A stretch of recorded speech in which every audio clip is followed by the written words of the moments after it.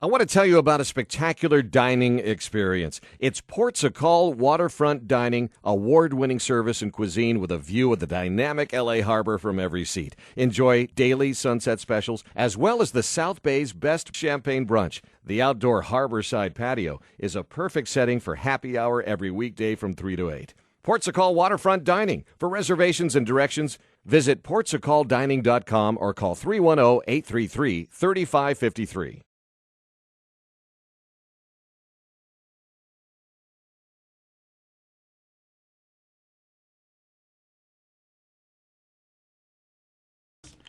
You know, I'm looking at a cough drop right now. That's fine. Do whatever you need to do, my friend. Okay. I don't know if you want to use the cans. You don't have to. Oh, but sure. Yeah. Yeah. That way, at least you can hear yourself and all that. Just like doing the radio show. Yeah, sounds like it. Yeah. I've got that voice too. You've done it long enough. You should have a good radio voice. All right. Here we go. Well, this has been a long time coming, Bill Ward. We haven't actually had a formal interview. We did a short interview when you put out your artwork. We did that, okay. But there hasn't really been too much to talk about. In fact, When the Bow Breaks came out in 1997. Okay, there we go. Right. You released Straws. The single in 2002, which is also included in the new album, Accountable Beast. Straws. And now in 2015, 18 years since the last solo effort, you released Accountable Beast. Don't rub it in. Don't rub it in. No, I'm not going to rub it in. I'm just going to ask why so long? Why so long, my friend?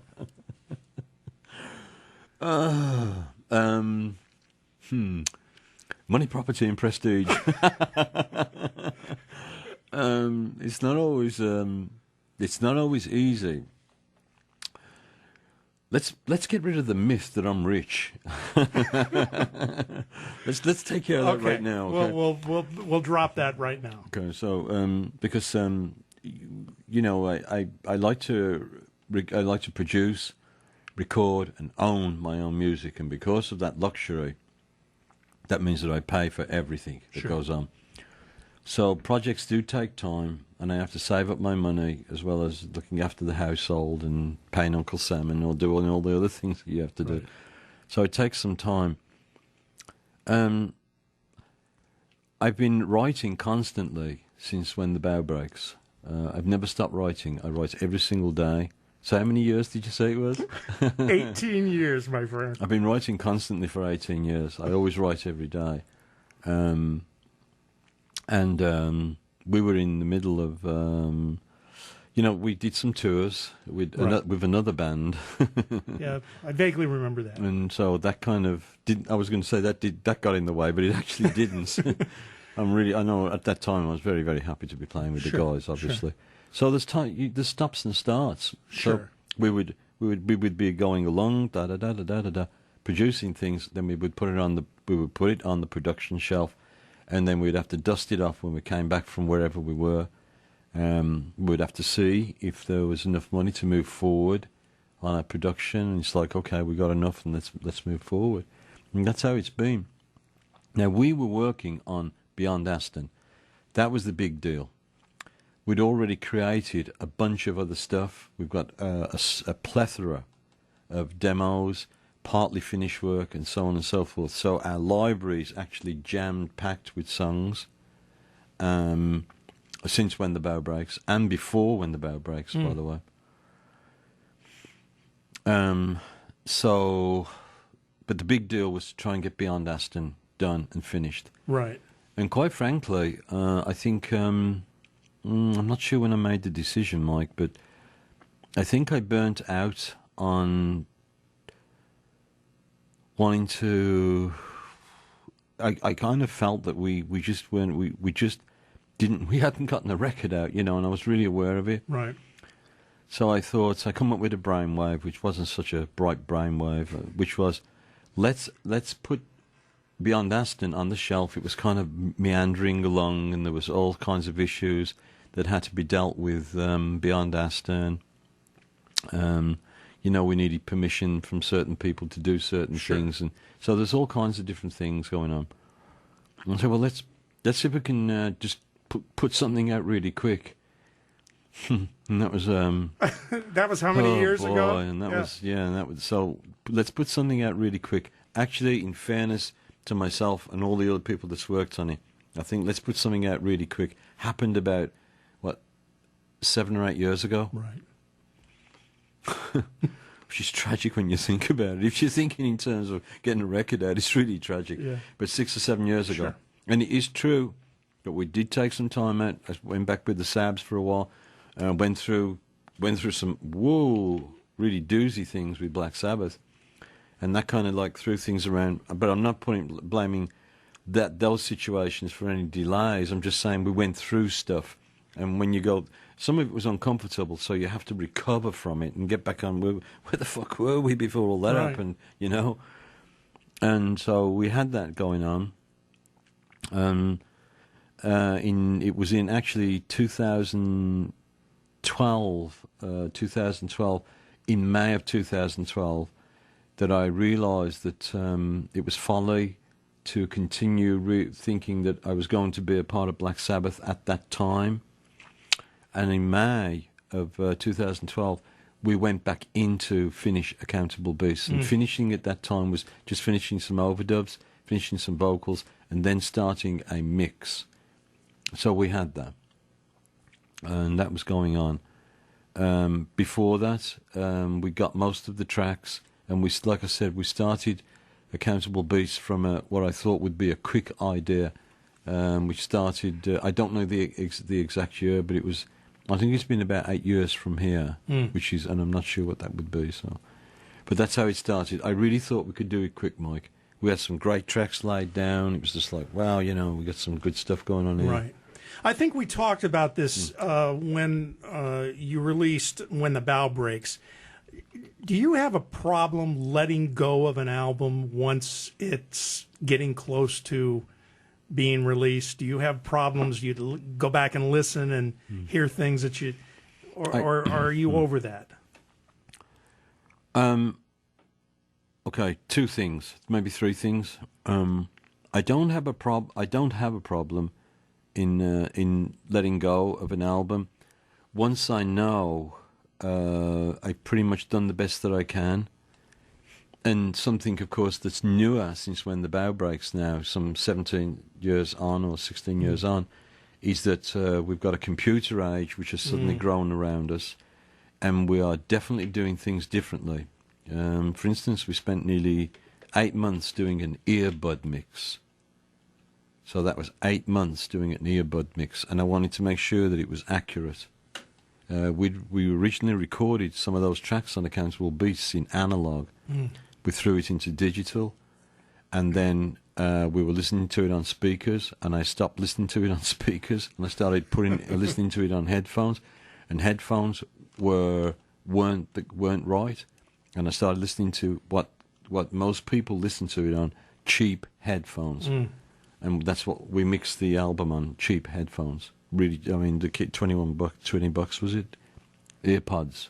So that's what we did. So that takes up a lot of time, especially when you haven't recorded it as if it's going to be listened to that way. Right. There's a big difference there. Sure. We had to take it from analog into digital, and we had to put it through so many different phases. So that's kind of what I'm saying about Accountable Beast. But in general, I think I like to be really sure that we've got everything. Did we do it right? Have we got everything? Does it sound okay? Once I feel like I've reached that place of okayness, I don't have any problem letting it go. So there's another part to that, if I may. So this is I think this might be the third part to it. However, it is true to say that I still am listening to mixes of, first of all, probably the most famous one is the bass drum sound on Iron Man. Right. And I'm still not happy with that fucking bass drum sound. You can't let that go. I haven't let it go. I haven't let it go. It'll be with me till I get into the grave. But it's like that bass drum sound. I wanted it to be so much bigger and better and fucking. You know, I wanted it to be like, ah. And it's just, buh, buh, buh, buh. It's like, no. You know, so I have things like that. And even with my own stuff, I can still hear things where I kind of, even though I thought the mix was okay at the time, in hindsight, after a couple of years or 2 or 3 years later, I'm listening and going, oh, man, you know, we could have maybe dB up a little there. So I do have problems, I guess. So they're not really problems, but I do have thoughts about, you know, right. you know what, I'll just call them regrets. Okay. I have regrets about how, if I listen to something, can I go, oh, we could have done that, or I ought to have suggested that. So even though I think I've got it at that time, and I'm willing to let it go. So that does happen. Right. You nailed my ass. You just nailed me on there. I thought this was going to be a good interview today. No. Yeah, we're gonna go track by track through this new album, which is fantastic. But first, you mentioned the earbud mix, so you're embracing the new world of recording. Yes, sir. However, you did make an album. It's an album. A lot of people are making singles nowadays. So you made an album. Back to the thing about letting go. How important to you is the sequencing on an album?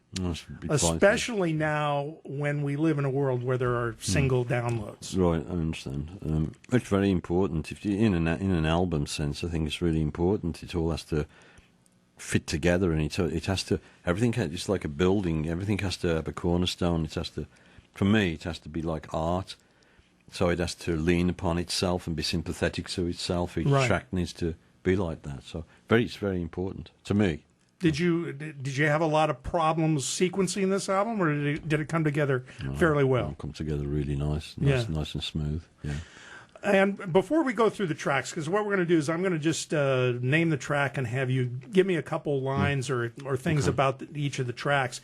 But the writing process, how is your writing? What is your writing process, and how does it compare to doing the writing process with a band as opposed to a solo effort? The writing always begins with me playing keyboards and singing. And it usually happens in the morning, Mike. Most of the ideas come before breakfast. I always start with a clean sheet every day. And so I have to leave room for the songs to appear. And, of course, this might not be part of the album, but I have to have the room for the songs to appear. And they show up every day. And I just put my tape recorder on and allow that to happen. Now, if I've already got a song and I'm looking for parts, then I'll go to work on that, and I work really, really hard on finding. When I say hard, I mean I work long hours, and I won't stop until I've found the part that works with the part. Right. And so and that includes lyrically or melodically or whatever it has to be. So that's something that can be painstaking and can be take a long time. So that's what that is. Once I've got something that I think is ready, I'll take it to Keith. In BWB, I'll take it to Keith. Sure. And that's when we'll start to piece it together and see if we're making sense, if it's musically going to be okay. And from there on in, I pretty much know where we've got to go, you know. On BWB, on Unaccountable Beasts, I actually played drums on all of the tracks except for I shared drums with Ronnie Siago, who played excellently on Straws. I thought me and Ronnie did a nice drum duo on Straws, and then Ronnie played on First Day Back. Excellent drumming on First Day Back. But other than that, I played drums on all the other tracks on Accountable Beasts. And how much do the other members of BWB, how much input do you allow them to have into the process? I try to be really open-minded to wherever they might be. I've got to be careful that I don't miss it, because they can turn around and say something or suggest something. So I really have to be a good listener, because I never know what's going to come at me. And I try to have that attitude every day. a lot of the times they'll suggest something, and I'll definitely listen to the suggestions. If something might work, I'll keep it. If I don't think it'll work, or they'll give, I won't keep it if I don't think it'll work. Sure. They may give me something which might put me into another place, into another idea, and that happens as well. So there is some input, but at the end of the day, it's your call. It's primarily my end. It's kind of like, if you like, I got the exec. Sure, of course. On where we end up lyrically and where we end up musically. Yeah. All right, let's go over the album. I will say right out that I love this album. I don't know how this mix came with the earbuds and everything, but sonically, this to me is sonically the best album you have made to date. Personally, wow. It's just layered with sound after sound after sound, and I think that may be where some of the comparisons that some of the critics are putting to Pink Floyd and things like that, because there's a lot of sounds on this record. Let's start with track 1, Leaf Killers. Okay, Leaf Killers. Yeah, a mix of musical styles, and there's some operatic female voices in it. I think I've become more and more operatic as I'm getting older. I don't know what the hell's going on with me. I mean, really, seriously, I've got other things as well. I mean, I know we're talking about Accountable Beasts right now, but on our next BWB album, which will be Beyond Aston, we've got operatic things on that one as well. I don't know why that's showing up, but I just love it. I love playing. I love, first of all, I love playing dark, demonic fucking chords. I love it. And then there's something about being operatic with it as well. It's so dismal and so, at the same time, so sad and so grief laden. And there's something about that that's very dramatic, and it really turns me on to write that kind of music. That I've been listening to jazz pretty much since I was a baby. Sure. So you're going to get jazz in this record. If you're going to listen to BWB, you're going to hear jazz. And the fact that in Leaf Killers, we start out with a vamp, and we've already got a choir of sorts. Right. In this, that kind of thing. And you're going to get mixtures of all that, and I don't know. It just comes out of me. I tend not to look at how it comes out of me. It's just like, it just seems to fit. But I don't know what that is. But yeah, I know it sticks out a bloody mile. I know. Yeah. When I put the bass in, boom, boom, boom, boom, boom, boom, boom, boom, boom, boom, boom, boom, boom, boom, boom. When I wrote that, we didn't have that, and it's like, and I knew there was a hole. We had something else in there, and I thought, you know what, it needs that, and so we had to put that in there. It's like we got and it's so abstract because we've got this huge. Keith's playing that. I thought Keith played that fucking incredibly well, and then I thought, then I could hear a bass in there, boom, boom, boom, boom, boom, boom, boom, boom, boom, boom, boom, boom, boom, boom, boom, and putting that in there was just like, it seemed like the natural thing to do. So right. Anything lyrically about Leaf Killer that you can tell me about? Got all kinds of things on Leaf Killers. I like that I stuck my neck out. And I hope I won't regret saying that. I stuck my neck out, and especially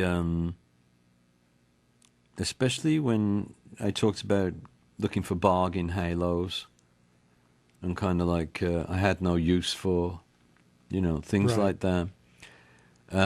Walking a path among the dead and dying. That's a real lyric. I've been doing that for a long time. I've been walking the path between the dead and dying. I've been with people when they've passed away on multiple occasions, and I know people that have died in front of me and friends that I've had who are no longer here.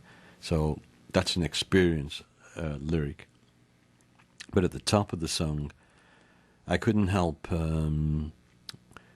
referring to the vicar or the priest, if you like, as still condescending. From a coiled position. So I compared the religious figure to a snake, still condescending from a coiled position, congregation kneel below.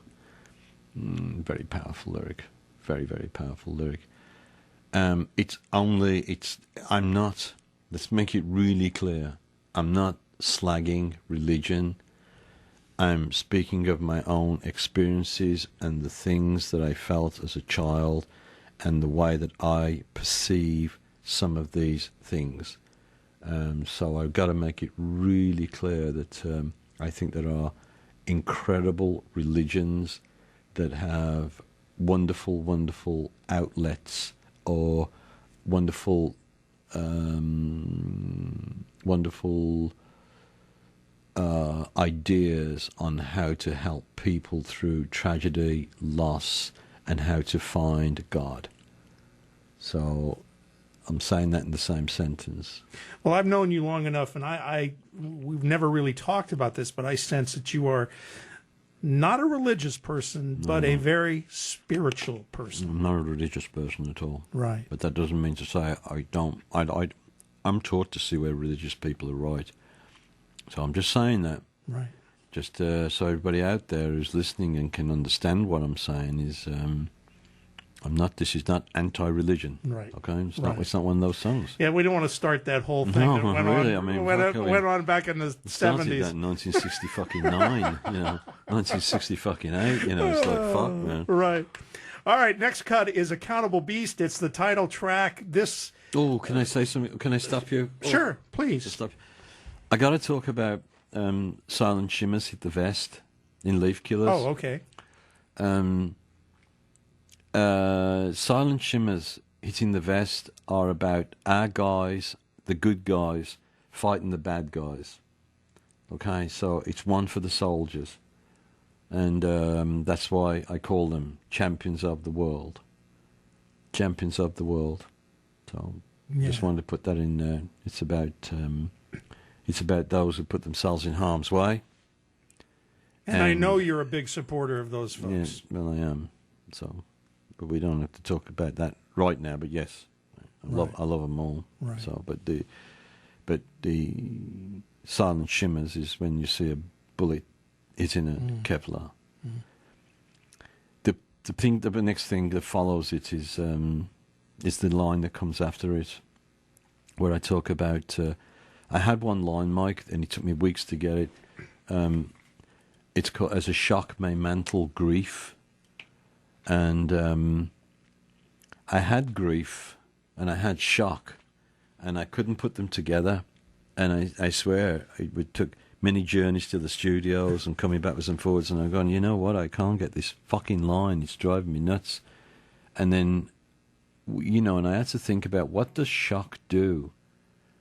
And what's the word, what's the transportation that harnesses shock, that harnesses shock, or takes shock to grief? And it came. As a shock may mantle grief. And when I got that lyric, I was just so blown away. It's just like, oh my God, that fits so well. And actually, in a spiritual ordeal, shock does mantle grief. It's the first thing we have happen to us naturally. Right. We have to have shock, otherwise we're not going to make it. And then comes the grief. Right. So shock mantles grief. Beautiful. And so, and then we don't have to talk anymore about Leaf Killers. I'm so sorry. No, but it's fine. I'm so proud of that. I'm so, and I wanted to give up on it so many times. I wanted to scratch the line. It's like fuck it. I can't find the line.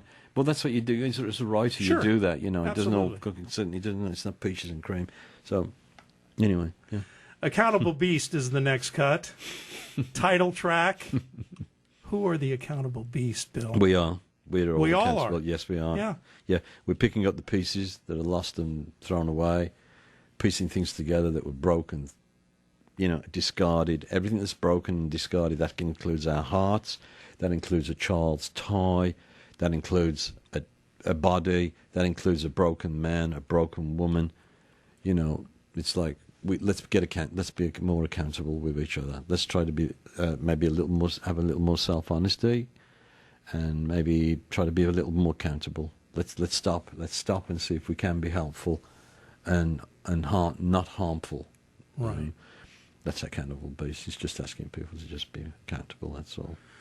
And you chose that as the title track. Any particular reason? Well, you did it's that? strong. It's very strong. I think it's really strong. Accountable beasts.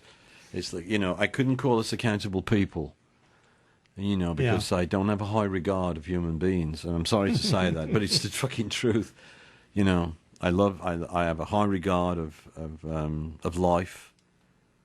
And as human beings, I think that we can often be a tragedy. And we're the most dangerous, by far the most dangerous animal on this planet. So I couldn't help, rather than call us accountable people, I had to call us accountable beasts. Perfect. Catastrophic World with K at the front of catastrophic. Well, yeah, and you have to, that's rock and roll. Yeah, that's right. Rock and roll. Again, the choral stuff comes back, background vocals. Right. And I must say, and not just this song, but there is some wonderful guitar work on this album. And who is that? That's Lynch. That's Keith Lynch. Keith's the lead guitar player all the way through. Keith played wonderfully well. I think Keith went through so many different changes in risking and coming out and trying new things. I just watched him. He's a great guy, and he's a great lead guitar player. And he'll, as far as technically, he's really superb. He's really good at, knowing everything. Right. He's got a great ear. But he decided, the music needed him to become different from what he was. Okay. And he showed up and became whoever was needed in that music. He's just like, we need, and he's just like, oh, we need that. And he's just like, well, I got that. And he just played it out. Yeah, I know. It's amazing guitar stuff. Yeah, he's playing some really good stuff. Yeah, he really is. Anything lyrically about this track? I like it because it's the truth. I've hastened to the bosom of the beast. And I know that it can be defeated. So I've hastened to the bosom of the beast. Many times, right? Many times, and I've met many beasts, and I know that it also knows defeat. So that was important to say that. I like it. I'm listening to a catastrophic world. I'm listening to the fanning of the flames. All you got to do is put on the TV, and you can hear the fanning of the flames every fucking day. Yep. Yeah.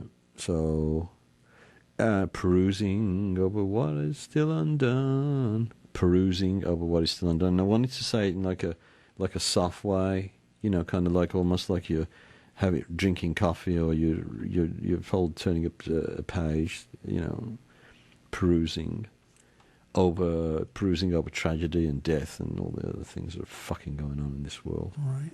Yeah. Doth, or I assume that is Darkness of the Horses. It's actually Darkest of the Horses. Darkest of the Horses. Yeah, great. I fucking love that song. And again, some amazing guitar work on this record. Yeah. At the close of the song. Anything you'd like to say about this cut? Well, this one's got the good keyboard work on it, and again, the keyboards were shared by me, and I play keyboards, and Keith plays keyboards, and he played pretty good on that. That's some nice vamp work he's doing.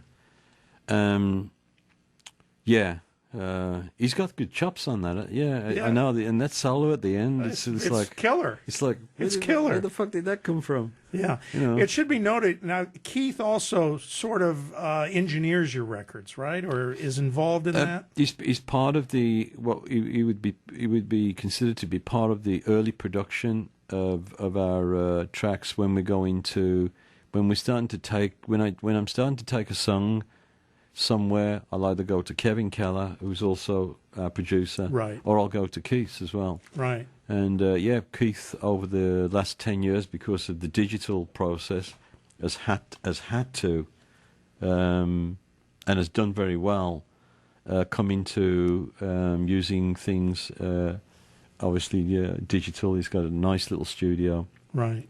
Everything's Pro Tools.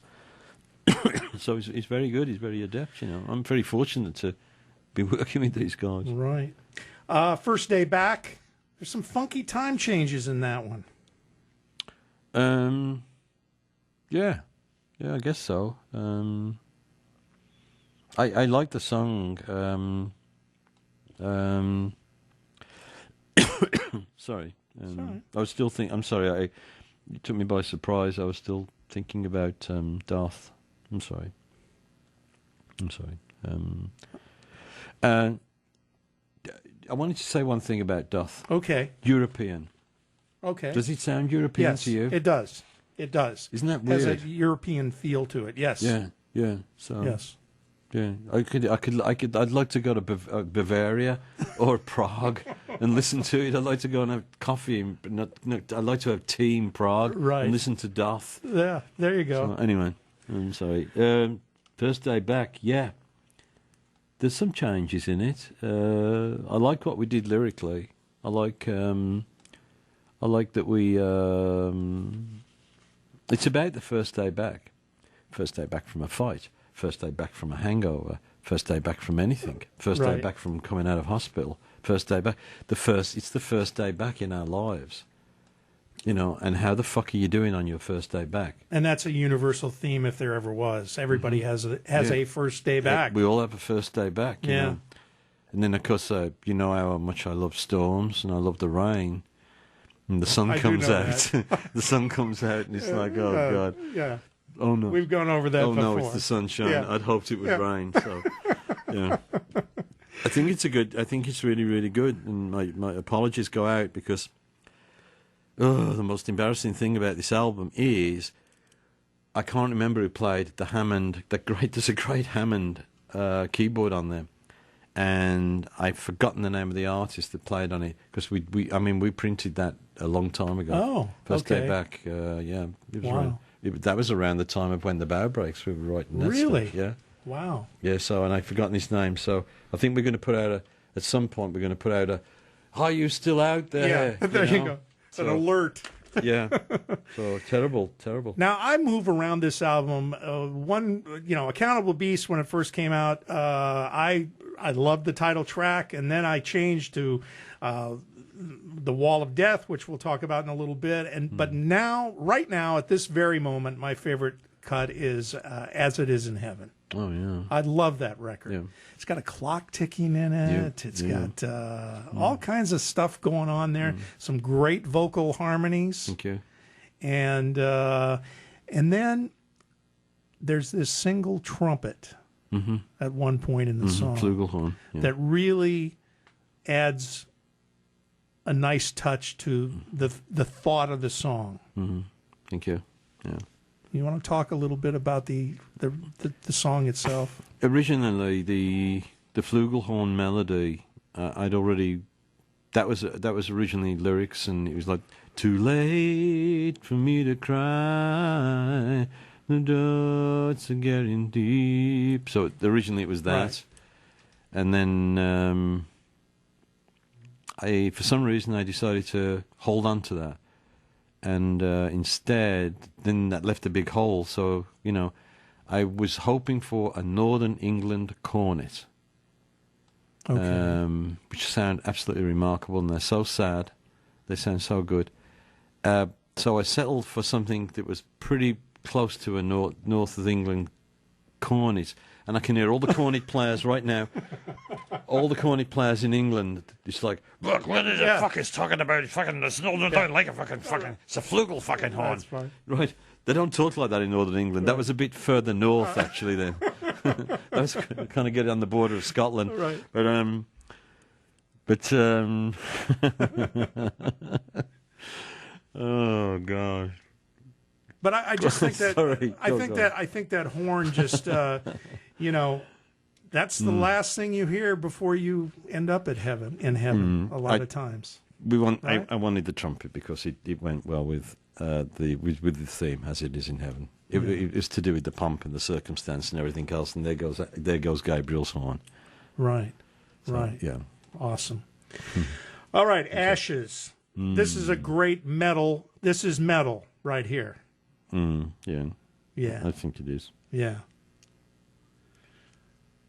Is this a direct scream at society? Yeah, you better believe it is. Every single verse. That's what I thought. It's really more obvious than the other songs. Better believe it. It's in your fucking face. Yeah.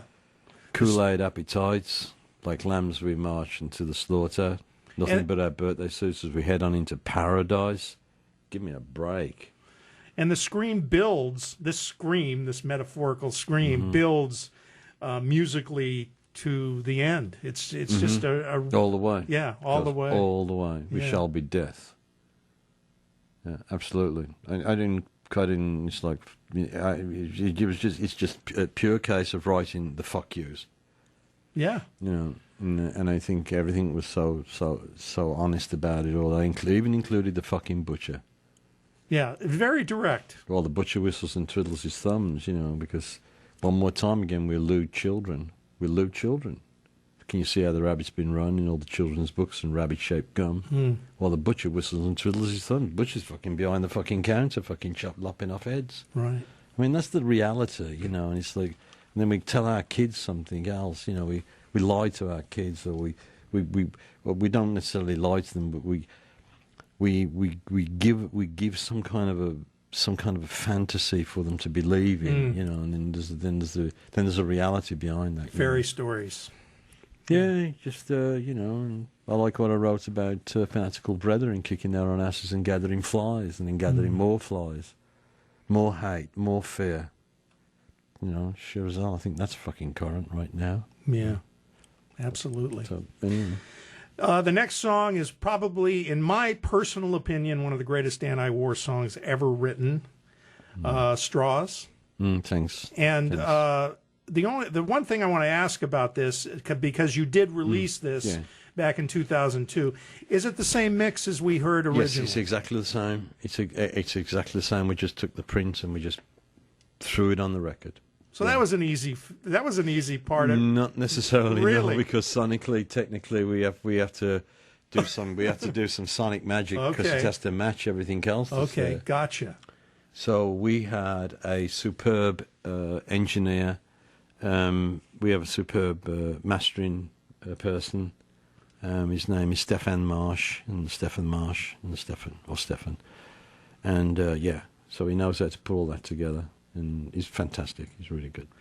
Now, the iTunes version of the album calls this next one a bonus track, but I've got no idea why. Oh, okay. It's part of the album, right? And it's part of iTunes. I don't know why they do that. It's a wonderful closer to the album, The Wall of Death. Right. This is almost like a mini rock opera to me. There's choirs in it. There's expanded instrumentation, and it's got a huge finish. It's just it's a big record and long too. Yes. Thanks. But that's what makes it so great is the length of it. You know, most of the rest of the cuts are relatively short, but this one is massive in all respects. It's a big song. It's a big song, yeah. And one of my favorites, by the way. Thank you. Yeah. No, I just love this record. Yeah. Want to talk a little bit about the theme of it? I think it's a great song. There's a couple of parts in there that are a bit snippy. I wrote some of the lyrics in 2012. Going through a real bad time with some friends of mine that I was trying to play with. So there's a couple of lines not about them, but about somebody else. So one of the things that I wanted to establish in the song was I am not an enemy. Eternity will show and serve as proof. I wanted to make that really public with the world. I'm not a fucking enemy. Looking at the wrong guy, guys. And so I said it. It's on the record. We'll play it live at some point. It's come out. It's said. And I'm glad I said it. It's like, hey.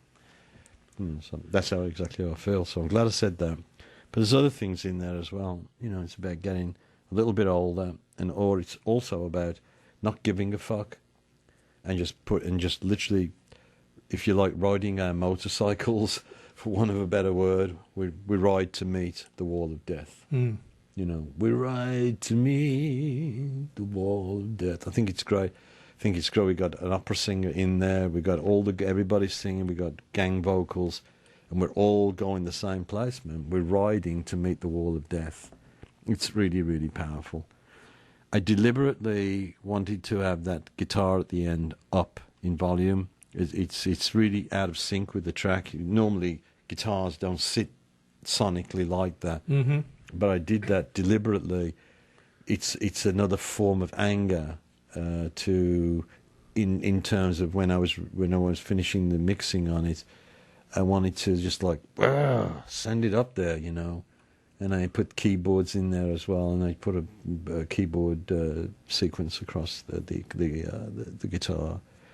So I think that worked out really well. The whole thing to me, you know, using strings like we did, and then breaking out into something like "Keep the Pace, Motherfuckers." It's like, what the fuck, you know? and it's just got that feel like it's. I mean, it's just a scat, man. Bop, bop, bop, bop. Keep the pace, motherfucker. Yeah. We're rolling here, we roll. It's just like, ooh, it's jazz. Yeah. Fucking jazz. It's got it all in there, and it all seems to fit. To me, it seems to fit. It's like, fuck, you know. So, yeah. Amazing stuff. Thank you. I'm glad you like it, Mike. I mean, you know, I've kind of gone off the song a little bit, but when I was writing it and when we got it and when we recorded it and when we were finishing it, it's like, holy fucking shit, you know, and I really enjoyed it. But it's like I'm writing brand new things. Sure, now, of course. You know, so this is like, well, but we actually that is the newest song on the album. We actually wrote the lyrics for that in 2012, and we recorded it in 2013. And we finished it up in. We started all the final mixes in I think it was the spring of 2014. I had to stop in October the 18th, through to early February, October the 18th, 2013, because I did get quite ill. Right. For the first time, by the way. That's right. Correct. And you look healthy as can be. I feel as fit as a fucking fiddle. Yeah, I know. That was when I was actually sick. So let's keep that straight for the record. October the 18th, 2013 is when I did get ill. Right. And up until that point, Wardy was fine. Well, we just finished up before this interview. Yeah, we just finished up in one of your radio shows. We do a radio show every month, and there's, I don't know if it's the release of the album or what it is. There's a new energy that I feel because I see you every month, but this month there's a new energy going on. Is it the album and everything else? I think it's just everything that's going on. You know. We've kept it a secret. It keeps leaking a little bit, but you know I have a new rock trio as well. So we can't officially say anything about it. But after this interview, I'm on my way to rehearse with them.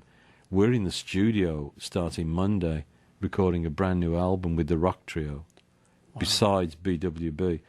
So yours truly, I was kicking ass. I played drums for about 8 hours yesterday. Wow. I mean, seriously, I'm getting down and just like fucking playing. So that I don't know whether you can feel that. Yeah, maybe that's it. I'm like gung-ho. Of course, that brings me to my final question. What's next for Bill Ward? You've sort of told us a little bit, but give us a preview of what's to come.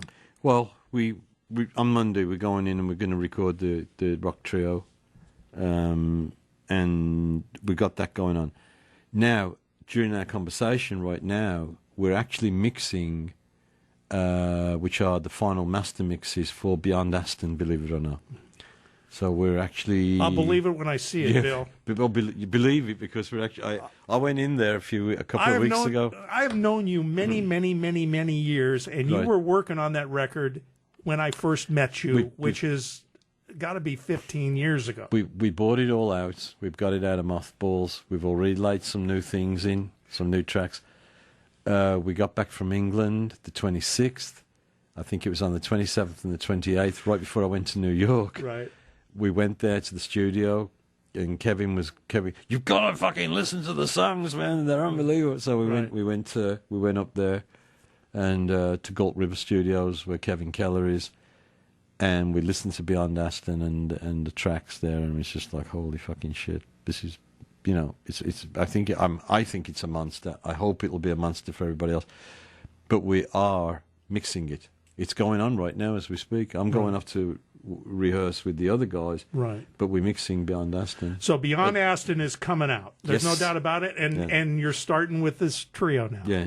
So there'll be more music. So more music, and we've been rehearsing BWB, and we're in the transition of putting all that together and making that work, so we can look at the possibilities of playing some live gigs. It'd be nice if we could get the promoters to hear the new record, and to kind of we're going to try to give more information to the promoters in ways of media and taking a look at the band and blah blah blah, so that they can be armed with some more information, so we can maybe get out there. The reason why BWB can't just go out there is because it's a much bigger band. Sure. When we actually perform live, it's 10-piece. It's 10 pieces. Yeah. We've got a 4-piece choir. People maybe don't understand the economics of taking out a big band like that. It's expensive. That's really expensive. That's what killed the big band era, basically. Yeah. So, well, Bill, I absolutely treasure my time with you, whether it's the monthly radio show or interviews like this. It's been a long friendship, and I hope we can continue that. And I want to thank you again for sitting down on this album and talking about this, because it's been a long time coming. Oh, it certainly has. But it's here. It's been a long time coming. It's here now. It's a pleasure always with you, and it's a pleasure doing the things that we do, our radio shows and everything, Mike. Right. And I really appreciate having an opportunity to sit down and talk about it. Finally. Yeah. Finally, we're sitting down and we're talking about it. Because we were saying, hey, we'll do an interview about that when it comes out. And obviously we're going to have to do another one here shortly if you've got we got Beyond Aston. We have other things coming through. So yeah, okay. and I saw Tony and Geezer. I saw Tony and Geezer. When we went to England. That's right. You accepted an award. We got the Ivanhoe Valor Award, and it was great, man. I saw Tony and Geezer, and it was just like wow, and it felt really comfortable. That's awesome. Seeing the guys, So there's I'm only just saying that because that was nice too. Absolutely. It was nice to see them. That's got to add to the energy that's going on right now. Yeah, right? so it's like saw them, saw Tony, saw Geese, and it's like, and that was nice. That was a nice day. I thought it was a nice day. So we've got nice things going on. We got music, and I like what I'm playing as a drummer. I like what I'm laying down in the trio. So right, I feel very fortunate. Well. We'll be together again next month for the radio show in July, and it's always a pleasure. And thank you for filling us in on the new album, Accountable Beasts. Yeah, thank you, Mike. I appreciate the opportunity to talk with you.